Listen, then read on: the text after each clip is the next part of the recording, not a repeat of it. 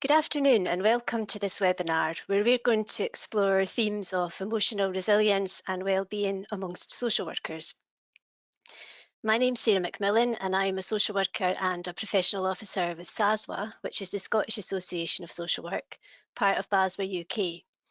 I'm going to invite our three presenters today to introduce themselves briefly before I say a little bit more to set the scene. So John, would you mind unmuting and introducing yourself, please? No problem, Sarah, and good afternoon, everyone. I'm John McGowan. I'm the General Secretary of the Social Workers Union. I'm also a programme tutor for the Open University in Scotland covering the social work placements. And finally, I think this is important, I also still hold a social work licence, so I'm still registered. I'm looking forward to this, Sarah. I'm a great supporter of the Scottish Association. I've been a member now for over 22 years, and at one time I was also the deputy convener in SASWA, so a great organisation. Great to have you here, John. Thank you. Sarah, would you like to unmute and introduce yourself, please?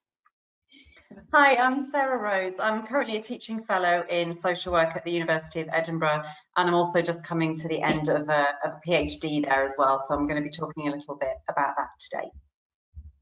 Thank you, Sarah. And Neil, can you unmute and introduce yourself? Yeah, hi, I'm Neil Thompson. I'm an independent writer, educator and advisor, and I'm also an ambassador for BASWA Cymru. Thank you, Neil. So this event is the last in a series of events which SASWA has produced this week. As many of you in the audience will know, this year BASWA has spent a whole month celebrating World Social Work Day. And each of the four nations has had their own dedicated week where they've hosted activities to commemorate social work and social workers across the world. And we're nearly at the end of the final week, and I hope you've been able to tune in to some of the inspiring events and speakers from across the UK so far. In Scotland this week, we've held the hustings with some of the candidates for the elections in May. And last night we had our first, but not our last, roundtable to look at how we can challenge racism in social work. So World Social Work Day itself took place last Tuesday, and the theme this year was Ubuntu, I am because we are. And it's part of a Zulu phrase, which means that a person is a person through their connections with other people. It's about a sense of oneness and common humanity. And in today's webinar, we're going to explore what holds us together and keeps us going as social workers. And a significant part of that is a sense of being in it together. So we don't just function on an individual level as social workers, we need connection to each other, to wider systems and supports. And something I think has really been highlighted more than ever in the last year. I know that at times it's felt like an upward struggle just to survive, let alone thrive. But I believe that some of us have found ways to stay connected and both to our inner strength and to each other during these challenging times. Our speakers today are going to help us reflect on what it is we need to stay strong and to overcome some of the barriers to well-being, which sadly many social workers experience at points in their careers. So just a couple of housekeeping notices before we begin the presentations. Everyone who's joined the webinar can see and hear the presentations, but you won't be able to turn your cameras on or take part verbally. However, we do want to hear from you. So if you want to ask a question or make a comment, please use the question box, which you should see in the top right hand corner of your screen.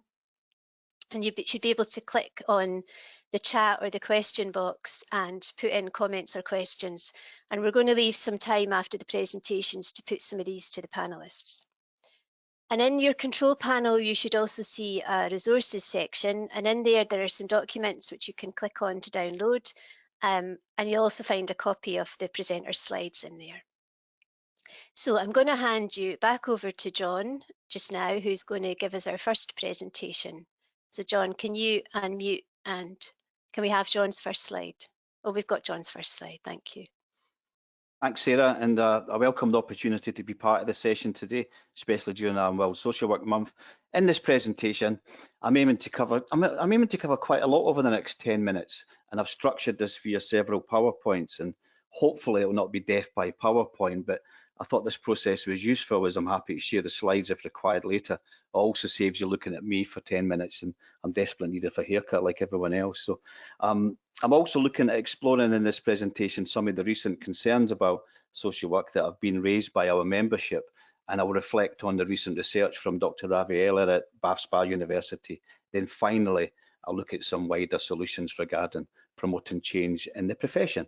So, behind the scenes, we've got Lisa. So I'll just quickly say, Lisa, will you change the slide, please? Good. So these are some concerns that have been raised from our members and also the wider social work community. So I will just highlight several of them really.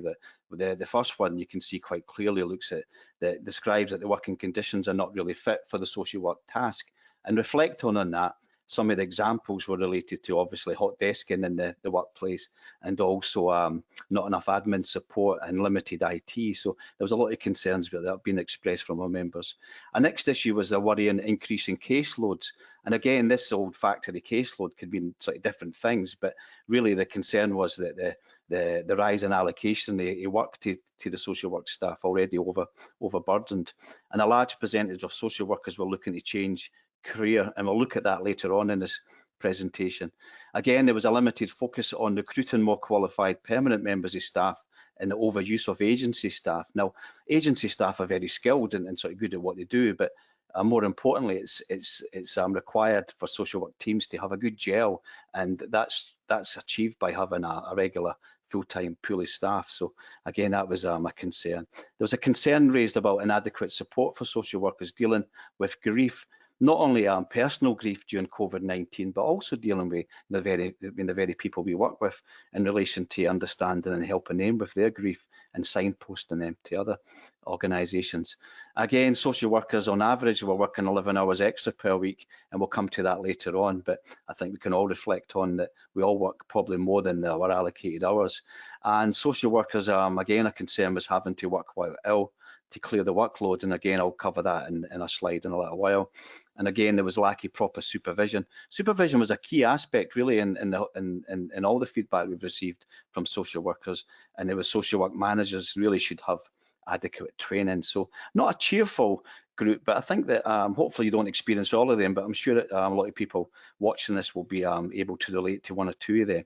So if you can have the next slide, Lisa, and again, I'll maybe highlight some of the research by Bath Spa University, and it looked at overall their interest is really in general workplace stress, and they would argue it's the biggest cause of long-term sickness absence in the public sector. And I suppose from my experience that everyone does experience stress while they're at work. And I think Neil's going to talk about that later, but stress doesn't necessarily mean to say it's negative. It's just the way that it's handled creates the negativity. But I think most people really don't understand the impact that having chronic stress at work can have on the health of an individual. So it's a key area, to look at it in well-being. So if you have the next slide, I can go over some of the sort of key aspects in relation to our recent study and our recent research. And again, the whole aim of the research was to look at stress and working conditions in the UK, sort of covering social workers, and also to look at the influence that these working conditions had on certain outcomes. And we looked at what's called outcome measures, and outcome measures are those which have been shown to be related to either good or bad workload. And again, it's no rocket science really, but for example, good working conditions generally mean better job satisfaction, so therefore you could argue less stress, whereas poor working conditions are really related to the opposite. And again, if we move to the next slide, we can see that the principal focus on the survey, we consist of a number of separate questionnaires, and they were sent to all members of BASW and SWU. And over the 2-year process, over the 2 surveys, I think we reached almost 4,000 respondents. So again, it was there was a lot of data available, and the survey looked at 4 principal areas. One was the working conditions, and that covered the demands, the control, the support, the relationships, and the role, and obviously the job change. I also looked at outcome measures, and outcome measures related to stress, job satisfaction, presenteeism. Now, presenteeism's the fancy word for actually going into work when you're ill. So that's presenteeism. And there was turnover intentions. And again, the survey looked at employer engagement, how bought into the job were social workers, and importantly, it looked at demographics such as age, gender, ethnicity, job role, our disparity, etc. Now we can see quite clearly in the next one, I've provided a graph for you. I think we're all used to graphs now, having watched them almost daily during COVID updates, but this particular graph highlights two key areas that were responding to our research. One was job satisfaction, and the second level was what I was talking about earlier, was presenteeism levels. So just as a reminder regarding job satisfaction, I suppose this is, I would describe this as generally how employees feel about their job, and the responses in the blue in this chart demonstrate the percentage of people who stated that they were either extremely or slightly dissatisfied with their jobs. And it actually, on average, about 2 in 5 social workers highlighted they were dissatisfied in their jobs, and that was similar for children and adults. And you can see that independent social workers were slightly less satisfied in their jobs. And if you look at the presenteeism, again, just to highlight this related to the frequency by which social workers have got into work, have gone into work despite being so ill that they should have stayed off work. And I think, again, if we all reflect on situations when we've been unwell and we've got this feeling that, you know, your caseload's there and all your reports are there, but nobody's going to do them. So there's almost a tendency to say, well, I'll go in and I'll do some work, but it's just obviously totally unacceptable, really. So that's job satisfaction and presenteeism levels. So moving on from that, you know, we then asked a lot of our members in one sentence, how would you make your job less stressful? And I've summarised some of these answers. You know, some focused on workload. With too much to do, again, it won't be a sort of news to everybody, but it was too much to do, especially the number of cases and the excess paperwork. And that was described sometimes, the excess being, I think we can relate to this, when you're maybe doing one report for one audience, maybe such as court, and then you do another report for such as education or through you know, some form of review. So it's like repetitive casework and paperwork. The next one was managerial support. And again, this focused that social workers really wanting managers who understand the job, they understand the functions of the job, and they're able to set realistic timescales and expectations in that supportive way. It looked at also supervisory support, again, the need for regular clinical and reflective supervision. And finally, it was the social work culture was a big aspect when folk commented, and they want respect and understanding from those external to social work. And again, that could be other organisations, or it could be wider into sort of government departments. I mean, to be honest with you, in the latter stages of COVID, I think social workers started to get good press about the job we do, but we've still got a long way to go. So let's move on to the next slide.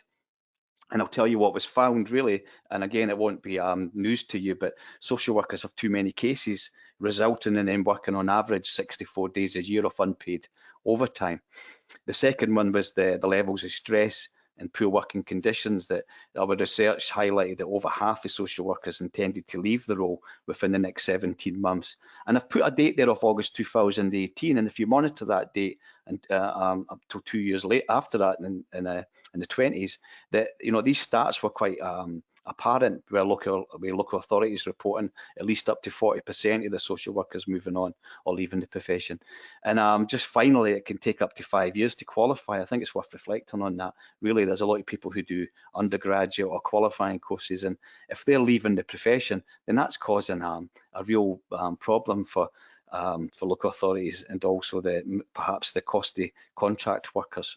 So that was what was found. Some other boxes in the next slide, Lisa.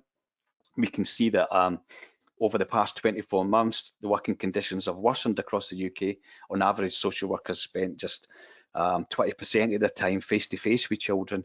And again, that's probably reflected, if you think of BASW England's research, when they looked at their 80-20 campaign, that again highlighted that social workers were only spending 20% of the time with service users. The rest was doing other functions. And once more, that old favourite supervision, there's no time for reflective practice at all. So let's give you some good news if I can. So overall, social workers said that they love their job, they're highly engaged in it. So let's ponder on that for a moment. That, you know, we all love the job, or we all felt that we loved the job that we do.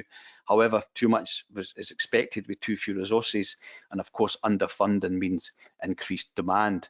And I'm aware of the time, but the next slide, I'll just briefly go over the importance of adequate funding.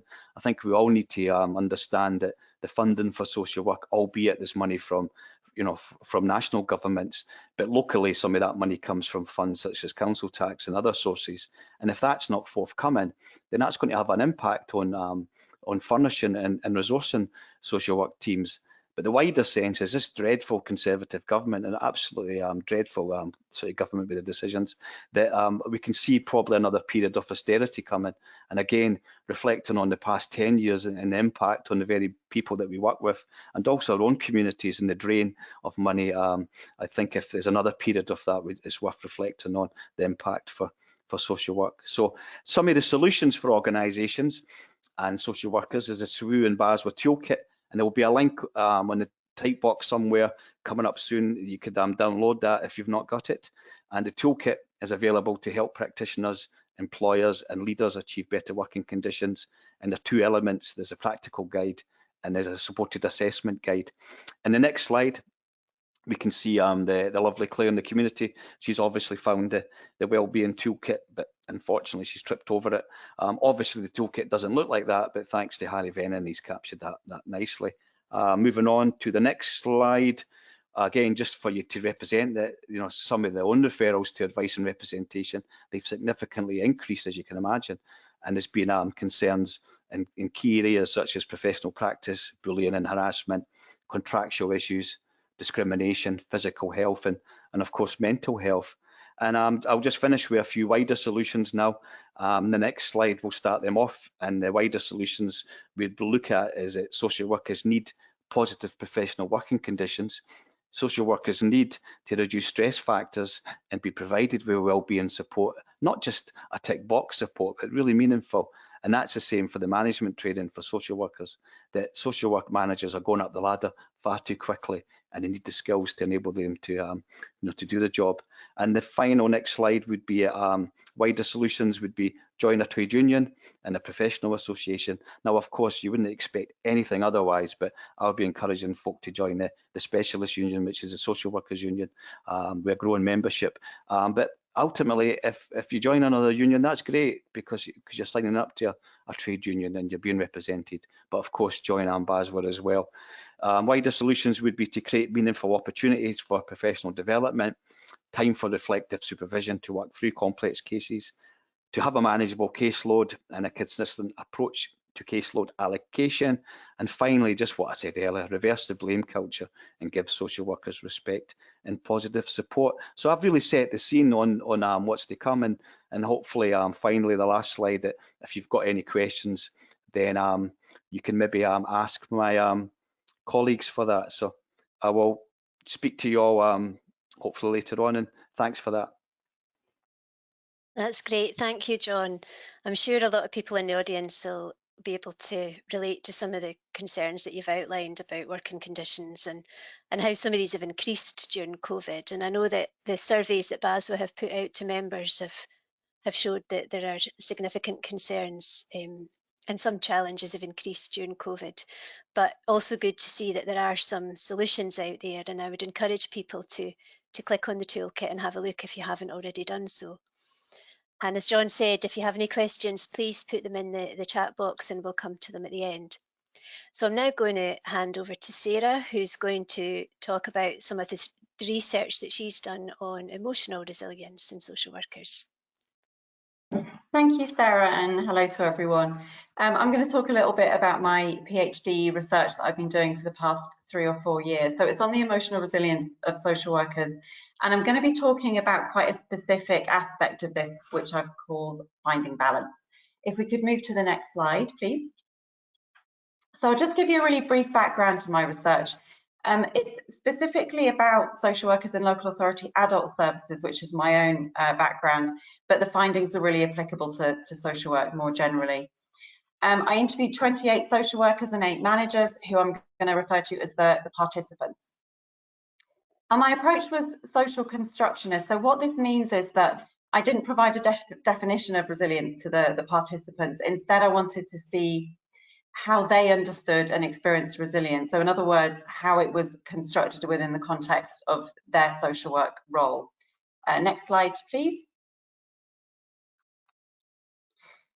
In the literature, emotional resilience it's generally considered to be about coping with adversity, but beyond this, it's a very complex concept, and it's thought to involve this whole array of personality traits, skills, resources.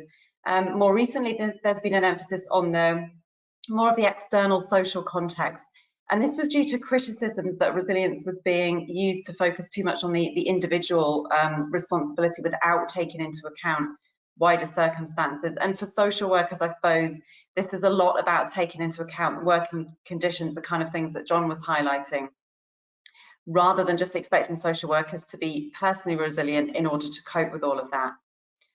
So I found that the participants in my study, they were very well aware of the concept of resilience, but it did seem to be quite elusive as well. And there was lots of reference to physical metaphors. There was things like staying afloat, recharging the batteries, bouncing back, these kind of things to try to describe something more emotional.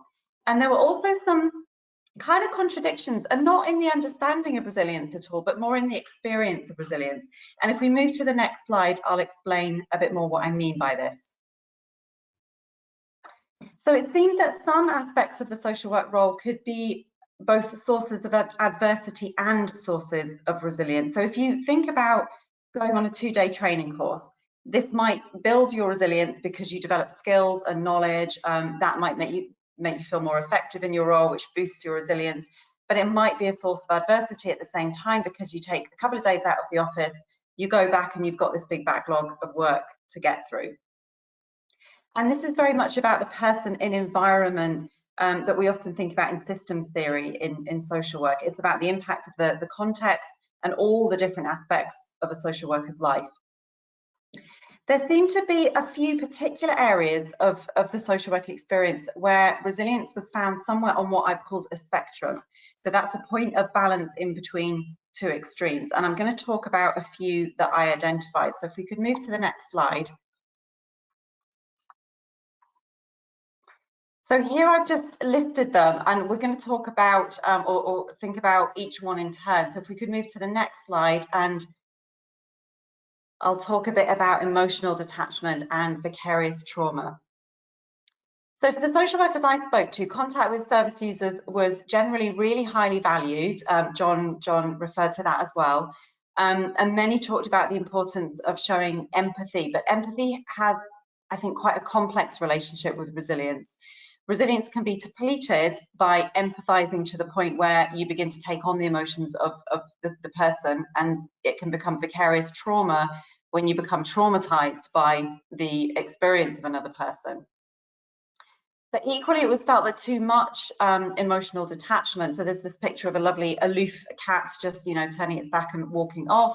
That detachment was kind of meant that social workers no longer really felt effective in their role, and this then had a negative impact on their resilience. So it's something about finding a level of what we might call professional empathy, which enables a meaningful engagement, but also maintains the boundaries that each social worker needs in order to be resilient.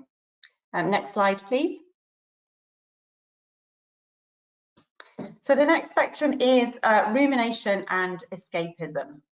It's very well recognised that social work can be emotionally demanding, and particularly given this need to show empathy, that's a core social work skill. So the opportunity for emotional processing was valued a lot by the participants of my study, but again, there were limits to how much this supports resilience. So it seemed that too much processing could lead to rumination and the inability just to let something go.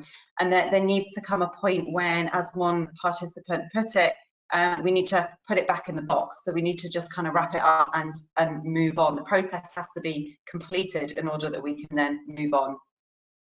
So using distraction techniques, that could be anything, exercise, Netflix, climbing a mountain, whatever your distraction technique is, seem to be quite popular in order to be able to just switch off from the job. But it really only seems to be useful if enough processing has already been done. So some of the social workers I spoke to said they were very well able to switch off, but then a bit later in the interview, they would say sometimes they wake up, you know, at 4 a.m. in a cold sweat. And so it seemed that some processing still needed to be done. And it's about finding a way of processing sufficiently, but then being able to switch off and let go. Can we go to the next slide, please? So this is dependence and independence. And the pictures here, that the top one shows this model of what's called tensegrity, and it's an entirely self-supporting structure, and it's held together with sheer tension, which is the opposite really of what we hope for for social workers. But on the other end of the spectrum is someone as a puppet on strings with no self-determination at all. The balance for social workers is likely to be somewhere between entirely self-supporting and entirely dependent. It's important for social workers to feel supported by managers, but micromanagement was generally not welcomed. However, there is a large degree of accountability in social work, and it's important that this is felt to be a shared experience. Somewhere on the spectrum is what I've called supported autonomy. This would be a sense of being trusted in the role and able to autonomously manage your workload, plan your time, decide on your approach, these kind of things, but with shared accountability and support. And the balance might depend on how newly qualified or experienced a social worker is, but it might not have anything to do with that as well. It might just be the familiarity with a particular task or role, regardless of the years of experience. Next slide, please. So this is unpredictability and stagnation. The social work role, as we probably all know, can be quite unpredictable, particularly when we're dealing with crises and duty work as well, and that can be quite challenging. There were lots of war metaphors as well in the interviews I did. There was bombs going off and things like that. So on the other hand, some level of variety was welcome to avoid a sense of stagnation and just running around this hamster wheel doing the same thing day in, day out. I think where social workers are on the spectrum is very individual. Some people actually do thrive from the challenge of crisis work and duty work. I'm certainly not one of those at all. Others, like me, might find their resilience more through a bit more stability, a bit more predictability. And what I got from the interviews with the social workers was a sense of how resilience was enhanced by having the opportunity to be involved in kind of creative practice. So not kind of creative arts as such, but just being innovative in the approach, being able to go out on a limb a little bit, but knowing that there's a stable foundation of support from the team and from managers. So the variety tends to come perhaps more through innovation than the unpredictability of practice. Next slide, please. And this is pessimism and optimism. Most of the social workers I spoke to said they got job satisfaction when there are positive outcomes for service users. And social work is definitely about facilitating positive change. But this doesn't happen all the time or every time we work with somebody. It's not a particularly tangible thing to see a positive outcome. And also it might emerge many years later when we're not involved anymore. So it seems quite a precarious thing to base resilience on. And in this sense, being too optimistic can lead to disappointment when things don't work out as hoped. But equally, we do need a sense that there's at least the possibility of positive change and avoid getting into this pessimistic frame of mind. In between that, you might find what I've called a hopeful realism. There's hope that there's the possibility of positive outcomes. But on the other hand, there's a realism about this. And it might be about trying to find a sense of achievement more in the process than the outcome. It's about doing your best ethical practice regardless of the outcome, but of course celebrating positivity when that does happen. Next slide, please. So just summing up, we can see from these spectrums that resilience isn't really static. Where someone's resilience might be found on each spectrum can depend on the person, the particular situation they're in, the wider context. We may all go up and down these spectrums to find our point of balance and resilience. That may change for us day to day, week to week. Strategies to find that particular point of balance are very diverse and varied, and I'm aware that I haven't really gone that deep into what these strategies are. That's a whole other topic for another time. This talk has been more about raising awareness of some of the subtleties of resilience and how adversity and resilience are not always that clear cut. And the next slide, if we go on to that, is just a few references and wider reading. So thank you very much for listening. I'll hand back to Sarah now. Thank you so much, Sarah. I think it's really helpful to reflect on that balance when we're looking at resilience. And I also can't help thinking about how much COVID is going to have impacted on that and on social workers' space for things like processing and you talked about predictability. That's something that we haven't had an awful lot of recently. So Yeah, really interesting, and thank you for the further reading as well. We're going to move on now to Neil, who's going to talk further about resilience and well-being and how we can not only survive but maybe thrive as social workers. Okay, thanks, Sarah, and hello, everybody. Resilience and well-being are topics that I've been interested in for a long, long time, and it's been interesting to see how they've been getting a lot of attention in recent years. So what I'm going to do is say a few words about resilience, then a few words about well-being, and then try and link them together. So let's look at this idea of resilience. Sarah has already said that it's a complex idea, and I'd certainly agree with that. Part of my concern, I think, is that a lot of people have tended to oversimplify resilience, and I want to comment about that in two particular ways. So next slide, please, Lisa. Yeah, it's not about being tough or macho. I've run lots of training courses about various topics around stress, for example, around emotional resilience, all sorts of things where issues about resilience come up. And I've asked people to characterize what do they see as somebody who would be described as a very resilient person. And it's been interesting to note that so often these images of somebody being tough and macho come up, and it's been useful to do that on courses because I've then been able to challenge that and say, but is that really what resilience means about being tough and macho? Because particularly when you look at issues around emotional resilience, then this sort of be tough mentality can actually be quite a drawback.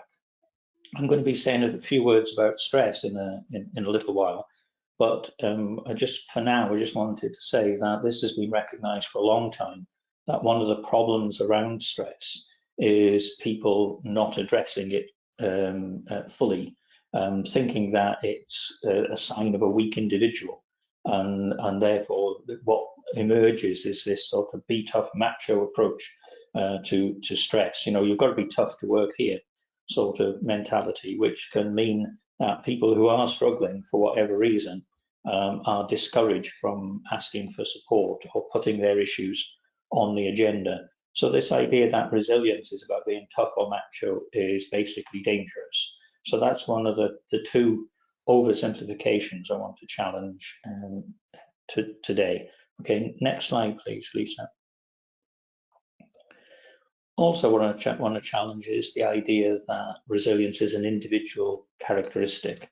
So often what happens is people tend to associate resilience with personal characteristics. You know, so you've got this person who's quite resilient and that person who's not very resilient, and so on, as if it's just somehow a personality trait, a characteristic of the individual.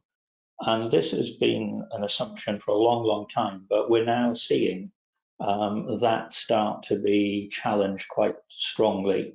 More and more people are recognizing that that's actually quite a misleading and potentially dangerous assumption to make, that it is just about whether you are a strong, resilient individual. Of course, as social workers, what we should be doing is looking more holistically at people's situations, not making judgmental, forming judgmental conclusions about people as to whether they're strong or weak or whatever, but actually looking at the circumstances more holistically to look at the wider picture, which of course is where the stuff that John was talking about earlier comes into it. We need to understand that there is more to resilience than the personal characteristics. It will depend on, for example, how much support a person is getting. It will depend on what training they have had. It will depend on what they have to put up with, because different people will be resilient in different ways.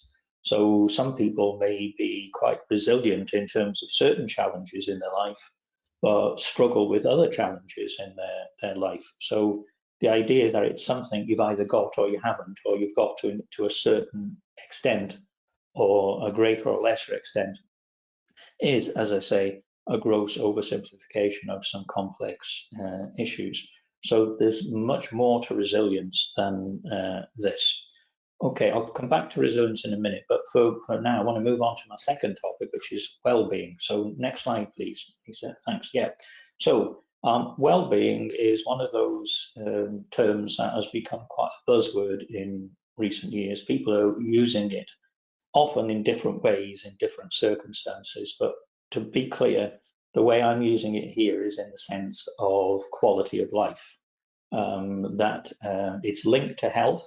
So we often talk about health and well-being, but it's not the same as health, because somebody can be very healthy but have a very poor quality of life, or vice versa. Somebody can have a very good quality of life despite having significant health problems to wrestle with. So when I'm talking about well-being, I'm talking basically about quality of life and the extent to which we are satisfied with the quality of our lives.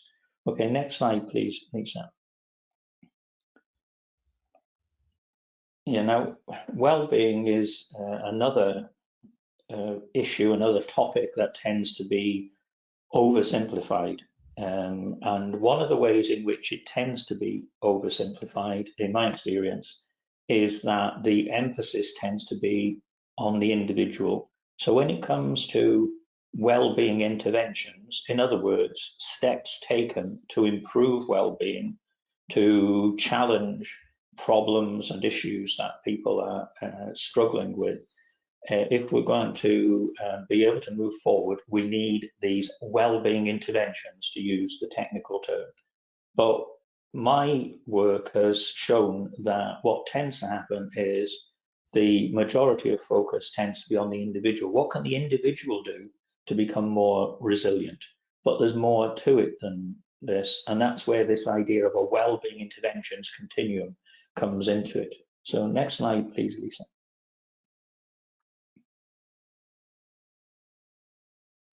Yeah, okay, so what you can see in front of you, hopefully, is a continuum, from left to right, from micro on one extreme to macro on the other extreme. And the point I want to emphasize is that we need to broaden our approach beyond the individual. So I'm aware, for example, that some local authorities are offering training on developing resilience for individual staff members, and I've been asked to do that work myself at times. And that has an important role to play. There are things that people can do to boost resilience, and some of what, all of what Sarah was saying would fit nicely within that, in terms of there are steps that people can take, the sort of equilibrium that Sarah was talking about, I think is potentially really valuable in terms of these issues. But it isn't just about the individual, of course. What we need to do is to move further over, which is to then incorporate the team, because it's not just about resilient individuals, it's about resilient teams. To what extent does the culture within a team support resilience, and to what extent does it undermine it? And this again is a topic I've done a lot of training on over the years, and team building, team development has been a significant feature of my work.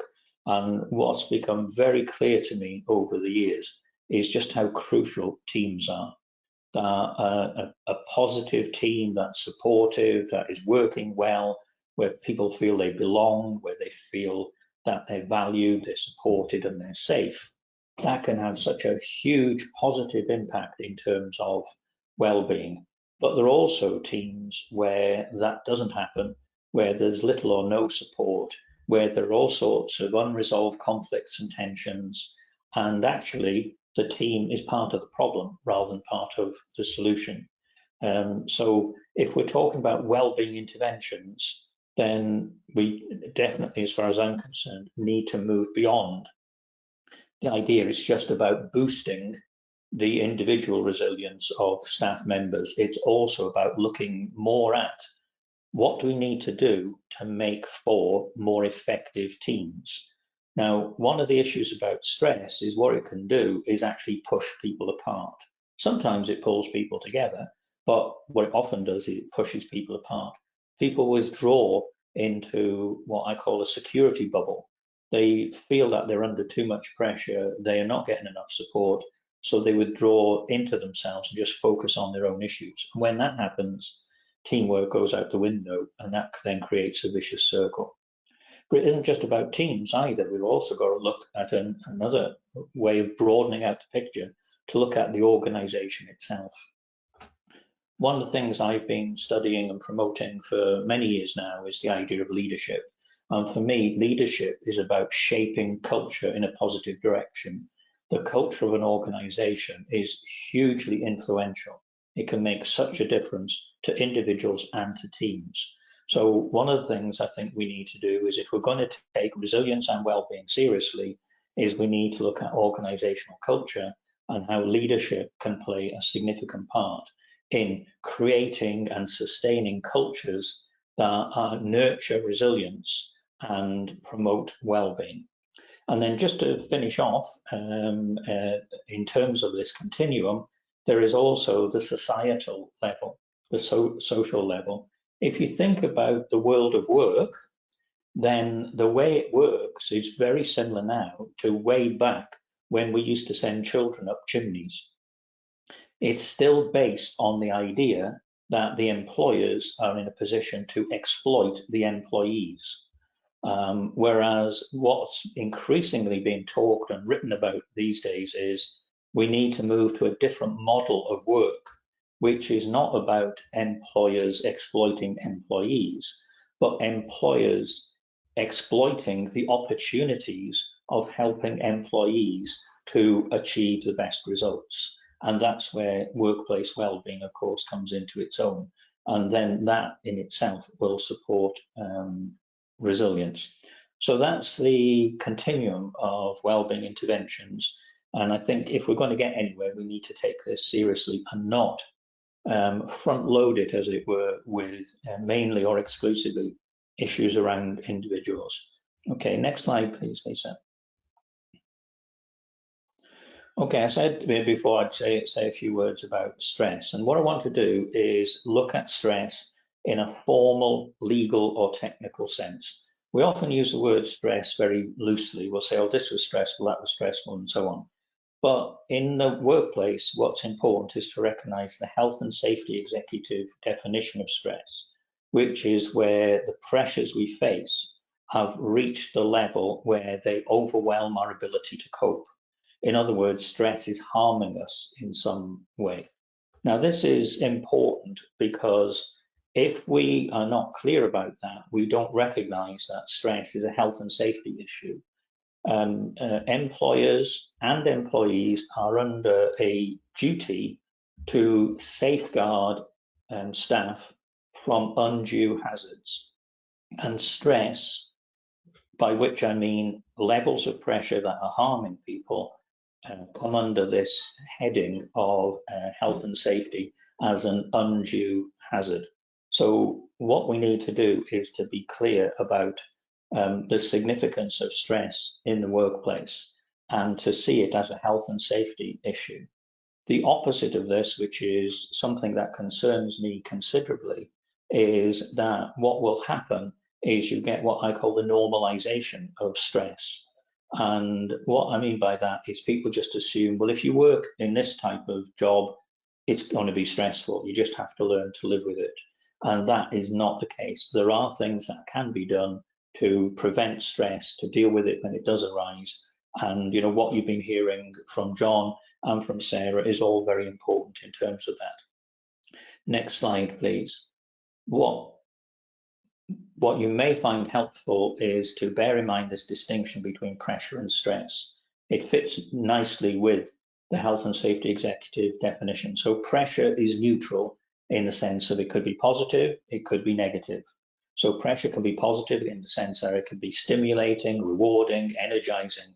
But when it's too much, or it goes on for too long, or there's too many different pressures at the same time, then in terms of the health and safety executive definition, it then becomes stress. And as I say, we've got to be careful not to normalise stress and think, well, that's just the way it is. That's the type of thing that happens. Pressure is inevitable. That's what we're paid for in a sense, but stress is not inevitable. It's a sign that something is going wrong somewhere. Okay, next slide, please, Lisa. So what that brings me to then is my conclusion, which is basically to say that I think what we need to do is to think about resilience and well-being more holistically, as John and Sarah have been saying as well. And what we need to focus on is not just focusing on surviving, not just getting through the day, but actually to thriving, doing the best that we can in difficult circumstances. And I'm hoping that you'll feel that what the three of us have talked about today will be helpful in terms of doing that. Just as a quick example of what I mean by going from surviving to thriving. When I was a social work tutor, I would regularly get students say to me when an essay was due to be handed in or was due to be prepared, I'd be asked the question, Neil, what do I need to do to pass this essay? And I would always say the same thing, wrong question. What you should be asking is, what should I do to get the best mark possible for this essay? Because focusing on just getting through, it will actually makes it harder to do so. But if we focus on doing the best thing we can, getting the best results we can in difficult circumstances and supporting one another in doing that, then it actually gets a little bit easier in that way. So that's basically what I want to put across. I hope that's been helpful. And back to Sarah, please. Thank you. Thank you, Neil. That was really helpful. I really like the continuum as an idea of how we can move away from the focus on the individual to right across to society, because it's not just an individual's responsibility, as everyone said, to increase their own resilience, but it is a collective responsibility. We're going to try and answer some questions that have come in now. I'm going to kick off with a comment about the Social Workers Union, which you'll be glad to hear, John. One of the audience has commented that it's really great for being a professional service run by social workers who understand the issues facing social workers in the field.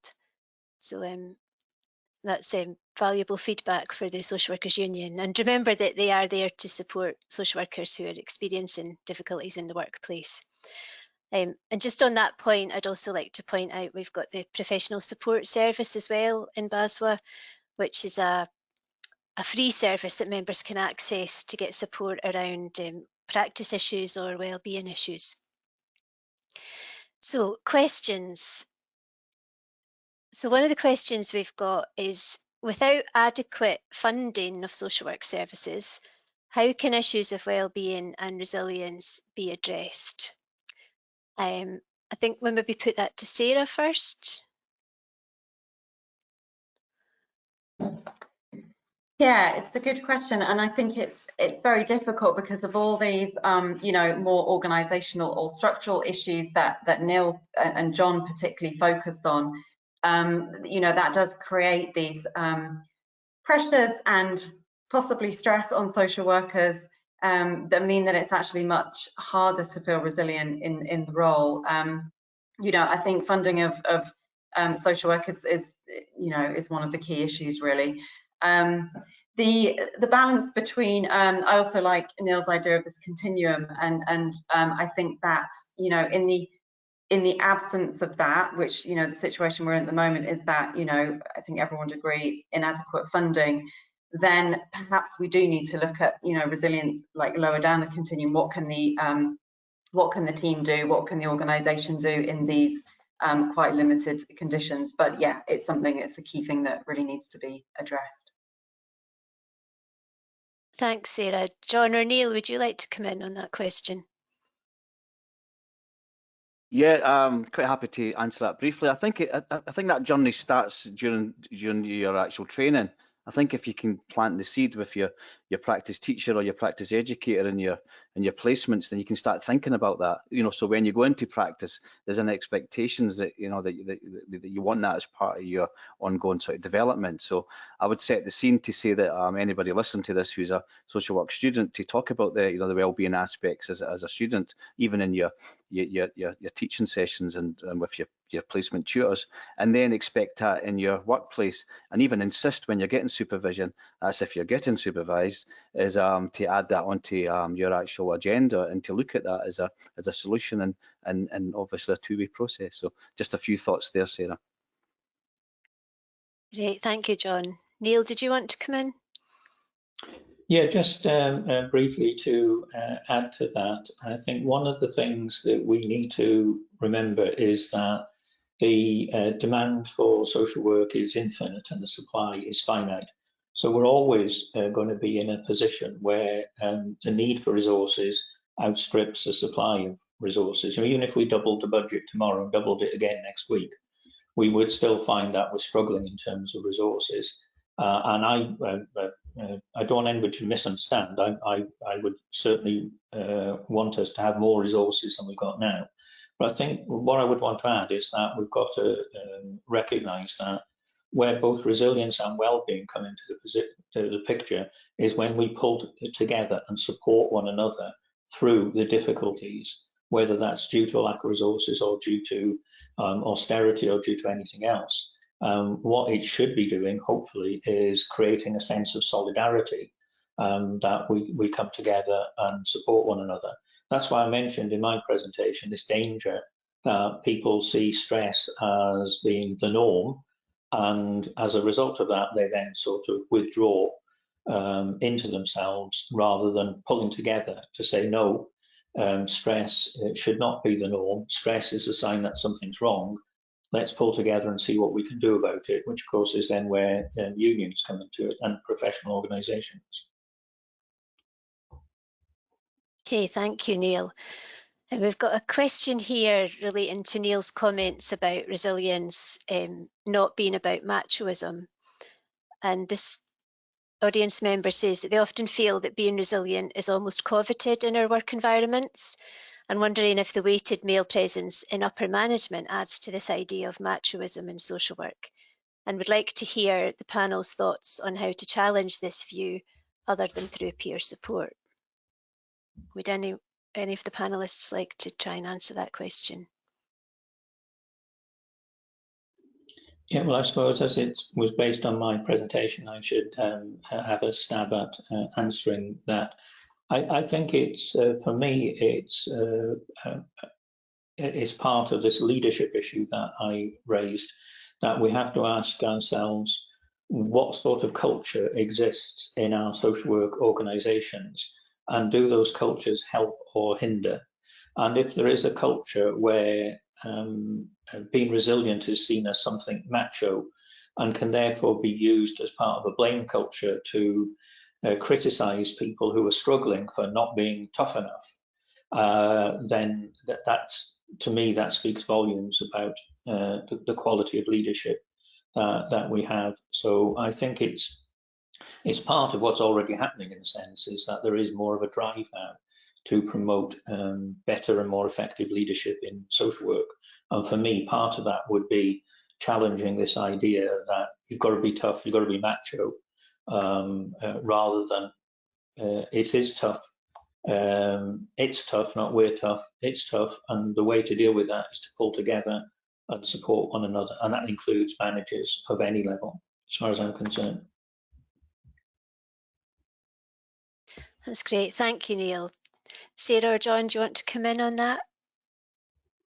Yeah, and that relates to some of the ways social workers were talking about resilience in my research, and there were quite a lot of metaphors, like the war metaphors that I mentioned, or metaphors of toughness, of, you know, this hard shell exterior armor, these kind of things, and it struck me that it didn't really quite match up with the so-called softer skills of social work, that, you know, the connecting, the empathy. And there was a lot of a sense of conflict between a managerialist culture and the people element of social work, and the fact that because social work was felt to be moving, or have moved much more towards a managerial culture, that sort of contributed to this need to have this hard exterior and shell, and that it was taken away from relationship-based practice and these so-called softer skills. Thank you, Sarah. It's interesting to hear about how that came up in the research. Okay, another question. I think we've got time for at least one more question. What can be done if you are part of a team that doesn't support one another? Has anyone got any suggestions on what you can do if you're not in a supportive team? Neil, would you like to have a stab at that? Yeah, I think this is something that's come up many times on training courses I've run about teamwork, team development, and so on. The short answer is what I would call naming the process, is actually raising the issue, perhaps at a team meeting or through supervision, and saying, I think there's a lot more that we could do as a team to support one another. And lots of people have gone away and done that after being on a training course with me, and then reported back to me at a later date that for the most part, that went well. It was like a case of naming the elephant in the room, in the sense, of actually everybody in the team would have known this is not working as a team, this is not how it should be, but nobody liked to rock the boat. But once it was raised in a positive, constructive way, how can we help each other more? Then that enabled people to move forward. And what I've emphasized in particular is that it has to be done in a way that makes it clear it's not a criticism of the team manager, the team leader, or whatever title the person in charge of the team has. The way I see it is that everybody in the team is responsible for the team's functioning. And this is often where teams go wrong, because it tends to be like an us-them mentality. There's the team and there's the team manager, and they're like two separate entities. And that's not how it should be, of course. It should be, how do we all work together? How do we all take responsibility for making this team work? Yeah, so that would be my view. Yeah, Thank you. I suppose I've just got a quick view, Sarah, as well, sort of building on what Neil said as well. But it also takes a skilled manager as a leader of the team to maybe identify that and share that sort of non-threatening way that they can embrace this, I suppose, a good discussion in the team and promote the team meetings and ability to to gel. But as I said in my presentation, there's a lot of managers who have just not got these skills, or they just they're more into the allocation of the work than looking at the the well-being and the resiliency of the staff. So I think a good manager working with the team would be able to implement that. So just a few thoughts. Thank you, John. Sarah, did you want to come in at all?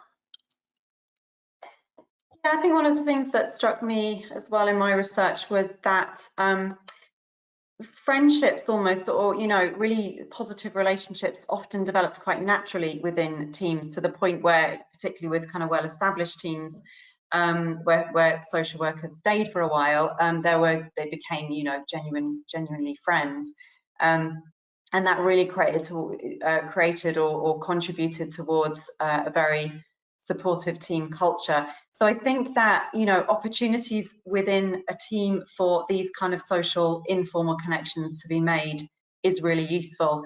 Hot desking big open plan offices doesn't necessarily contribute very well towards that. Also, in an open plan office, you can see people chatting and whatever, and sometimes that's frowned upon a little bit, but I think these opportunities for that connection, that really is part of the job, to connect with your peers, the other members of your team.